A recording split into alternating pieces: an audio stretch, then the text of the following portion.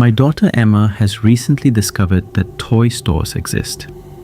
This is a problem, because now every time we go anywhere that even vaguely resembles a place where toys might be sold, she suddenly develops a very intense emotional connection to something she saw approximately 5 seconds ago. Most of the time, I can steer her away before things escalate. But last month, she found something I, unfortunately, could not argue against. It happened at a flea market about 20 minutes outside town. My wife loves those places. Old kitchen stuff, antique picture frames, things that somehow cost more because they're older. Emma is 6, which means flea markets usually bore her to death. She spends the first half hour dragging her feet behind us, while my wife looks through tables and boxes full of things that apparently belonged in someone else's house 30 years ago. Eventually, Emma finds something she can pick up. That morning, she found it sitting on a folding table between a cardboard box full of plastic dinosaurs and a pile of stuffed animals that looked like they had survived several generations of children. It was a Furby. Now look, I know people joke about those things being creepy, but I remember when they first came out, every kid wanted one. I never actually owned one myself, so when Emma picked it up and immediately started laughing at the weird noises it made, I didn't really think much about it. The guy running the table said we could take it for $2. Emma looked at me with that hopeful face kids instantly produce when they think they're about to hear the word no. $2 seemed like a small price to make her happy for the rest of the day. So I paid the man, and we went home with what Emma had already decided was her new best friend. She named it Oliver before we even pulled into the driveway. The toy looked a little worn, but otherwise fine. Some thin patches in the fur. One eyelid blinked slightly slower than the other. But when Emma put batteries in it, the thing immediately came to life and started speaking in that weird nonsense language they all seem to know. For the next hour, she sat on her bedroom floor talking to it while my wife and I made dinner downstairs. Every now and then we could hear her laughing through the hallway. At one point, she came running into the kitchen just to show us that it could dance if you tickled its stomach. I remember thinking it might have been the best $2 I'd spent in a long time. That night, when I tucked Emma into bed, she asked if Oliver could stay in her room. I didn't see any reason to say no, so I placed the toy on the dresser across from her bed, turned off the lights, and closed the door while she was already halfway asleep. Sometime around 2 in the morning, I woke up because I thought I heard her talking. At first, I didn't get out of bed. Kids talk in their sleep sometimes, and Emma had done that before. But after lying there for a minute, I realized the voice I was hearing sounded strange. It had that slightly mechanical tone toys make when the batteries are starting to die. So I got up and walked down the hallway. When I opened Emma's door, the room was dark except for the small nightlight beside her bed. She was asleep under the blanket, breathing slowly, and the Furby was sitting on the dresser exactly where I had left it. Its eyes opened. Then it made a soft giggling sound. I figured the thing must have turned itself on somehow. Considering how old it probably was, that didn't seem impossible. So I picked it up, opened the battery compartment, and removed the batteries before setting it back down. The eyes closed immediately, and the toy went quiet. Problem solved. Or so I thought. The following night, I heard the sound again.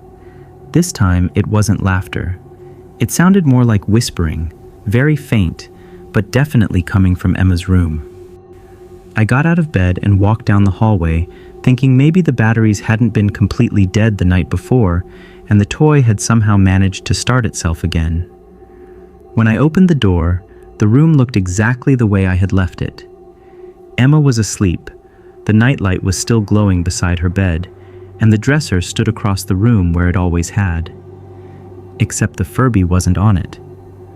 For a moment, I assumed Emma must have knocked it over earlier, and I simply hadn't noticed. Then I saw it. The toy was sitting on the floor, near the foot of her bed. That alone didn't bother me. Kids move toys around all the time. What bothered me was that it was facing the doorway. Its eyes were open. The whispering stopped the moment I stepped into the room. I picked the toy up and checked the battery compartment again, just to make sure I hadn't imagined removing them the night before. It was still empty. I stood there for a while, listening to Emma breathing, before finally putting the toy back on the dresser and going to bed. By morning, everything felt a little less strange. Emma woke up in a good mood and immediately carried Oliver downstairs with her, talking to it while my wife and I spent most of the morning cleaning the house. For most of the day, nothing seemed out of place. Emma sat in the living room with the toy beside her while she colored, occasionally pressing its stomach to see if it would start talking again. Without batteries, it stayed quiet, which was reassuring enough that I eventually stopped thinking about it. At one point, Emma asked if we had seen our neighbor's cat. It was a big orange thing that wandered through everyone's yard and usually ended up sleeping somewhere near our back fence. I told her I hadn't seen it that day, and the question didn't really stick with me at the time. Later that evening, after dinner, I took the Furby out of Emma's room and put it in the hallway closet. I didn't tell her the real reason. I just said Oliver probably needed a rest for the night. She looked disappointed but didn't argue, which I took as a small victory. Sometime after 1 a.m., I woke up to a faint rustling sound coming from the yard behind the house. That night was warm enough that we left the bedroom window open, and the sound really travels in the dead of night. At first, I stayed in bed, listening, trying to decide whether it was just something moving along the fence line. The noise continued for several seconds, uneven and shifting, like something moving through the grass. Then I heard the whispering again. It was the same one I had heard the night before. It was a thin, uneven murmur that drifted through the open window. I got out of bed and walked to the back door. The moment I stepped outside, the sound stopped. The yard was still and quiet, the grass barely moving in the faint breeze coming through the alley behind the houses. I walked along the fence line and looked around for a minute or two, but didn't see anything out of place. Eventually, I went back inside and closed the door, telling myself it had probably been a stray animal passing through. The next morning, our neighbor knocked on the door. He asked if we had seen his cat. Apparently, it hadn't come home for more than a day. The two of us walked around the yard for a while, checking along the fence and behind the shed, before we found it lying in the grass near the back corner of the yard. Something had gotten to it during the night. The orange fur around it was flattened into the dirt, and the body looked badly torn up. My neighbor let out a quiet sigh and rubbed the back of his neck while he looked at it. We both stood there, trying to figure out what could have done it. The strange part was that nothing about it made sense for this neighborhood. We don't live near woods, and the dogs around here are all pets that belong to families on the street. My neighbor didn't say much after that. He looked at the damage for a long moment and muttered that maybe a raccoon or a coyote had passed through during the night, though neither of us had ever seen one anywhere near the neighborhood. We ended up digging a small hole near the edge of his yard and burying what was left of the cat before either of us went back inside. I didn't mention the noises I had heard during the night. That afternoon, Emma spent most of her time in the living room coloring, while my wife worked in the kitchen. The Furby stayed in the hallway closet where I had left it, and I tried not to think about it too much. Later that evening, after tucking Emma into bed and finishing up my work, I heard the whispering again. This time, it wasn't coming from outside. It was coming from the hallway. I stepped out of my study and listened for a moment. The sound was faint, but it was definitely coming from the closet where I had left the toy. When I opened the door, the whispering stopped immediately. Inside the closet, the Furby was sitting on the shelf where I had placed it. Its eyes closed a second later. The plastic beak twitched slightly, as if something inside it had just finished moving. For a moment, I could have sworn the toy had been looking straight at me before it went still. I reached in and picked it up.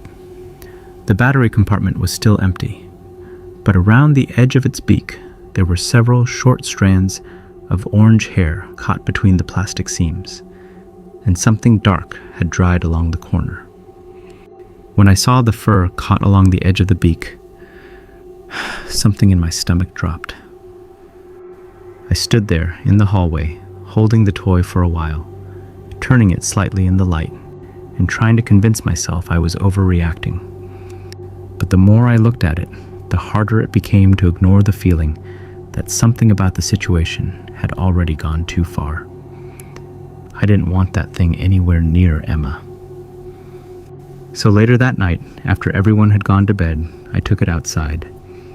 I walked a couple of blocks down the street with the toy tucked under my arm until I found a garbage bin sitting behind a row of townhouses. I dropped it inside, made sure it landed near the bottom, and stood there for a second, listening to the lid settle back into place. Then I went home.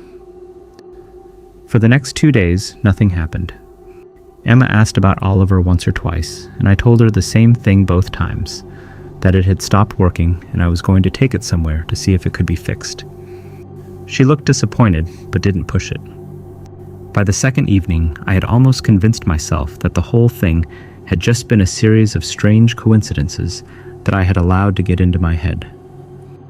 That night, I was sitting in my study, finishing up some work, when I suddenly heard Emma laughing and squealing with excitement from down the hallway.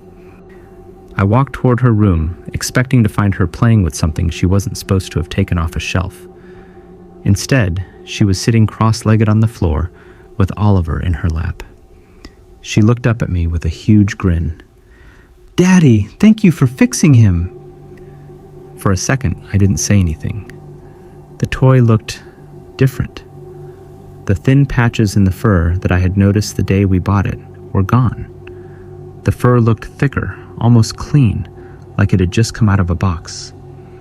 Emma held it up happily. "See, he works again." Then the Furby made a small choking noise. Something fell out of its beak and landed on the carpet between Emma's knees. She giggled. "Oliver spit something out." I stared at the floor. It was a feather, small, gray and white. I forced a smile and crouched down. "Hey, Em," I said gently, reaching for the toy. "Let me put some new batteries in him so he works properly again." She handed it over without thinking. The moment I stepped into the hallway, I walked straight for the back door. Outside, the air was cool and quiet. I stood on the patio, holding the toy for a few seconds, before I noticed something lying near the edge of the grass. It was a small bird, a sparrow from the look of it. It lay twisted on its side beneath the fence, its feathers ruffled and scattered across the ground. For a moment, I just stood there looking at it. Then I looked down at the Furby. Its eyes were open. The corners of the plastic beak were slightly raised, and I could have sworn the thing was looking directly at me. I didn't go back inside.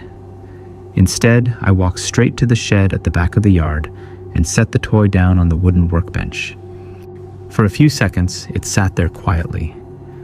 Then it made that same faint whispering sound. I grabbed the hammer hanging from the wall and brought it down as hard as I could.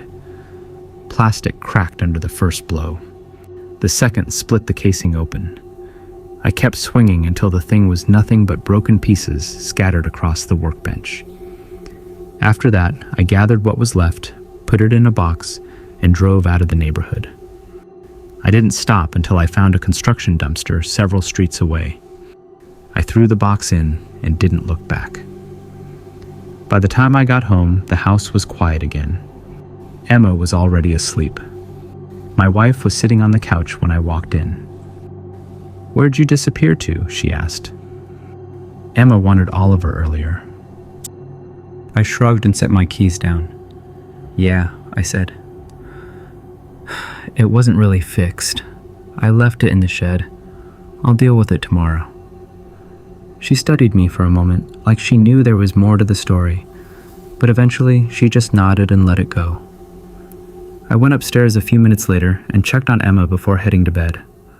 She was asleep, curled up under the blanket. For the first time in a couple of days, the house was completely quiet. The next morning, Emma left for school before I really had to deal with her. I stayed in the kitchen longer than usual while my wife helped her get ready, pretending to read something on my phone while they talked near the front door. I knew the moment Emma saw me, she would ask about Oliver, and I didn't have anything ready to say that wouldn't sound like another lie. She left for school without asking. That almost made it worse. After the door closed, my wife stood there for a second, looking at me across the kitchen. She didn't say anything, but the look on her face made it pretty clear she expected an explanation sooner or later. She also knew better than to push right away. I've always been the kind of person who eventually explains things when they're ready to come out. Still, I could tell she didn't like the way I was acting. Most of the day passed quietly after that. I tried to focus on work, but every time the house creaked or something shifted outside the window, I caught myself listening for that whispering again. Nothing happened. That evening, just before dinner, someone knocked on the door. When I opened it, one of the neighbors from a few houses down was standing on the porch holding his phone. "Hey," he said. "This might sound weird, but my dog's collar has one of those tracker things on it. It's been missing since this morning, and the app keeps saying it's somewhere around here." I frowned and stepped outside with him. He showed me the map on his phone. The little blue dot sat almost directly on top of our house. "That doesn't really make sense," he admitted, glancing around the yard. But I figured I'd check before assuming the thing was broken. We walked around the property for a few minutes, looking along the fence line, under the porch, and near the shed. He even checked along the bushes near the side of the house. There was nothing there. Eventually, he shrugged and said the tracker was probably glitching. We talked for another minute before he headed back down the street, still staring at the screen on his phone like he couldn't quite figure it out.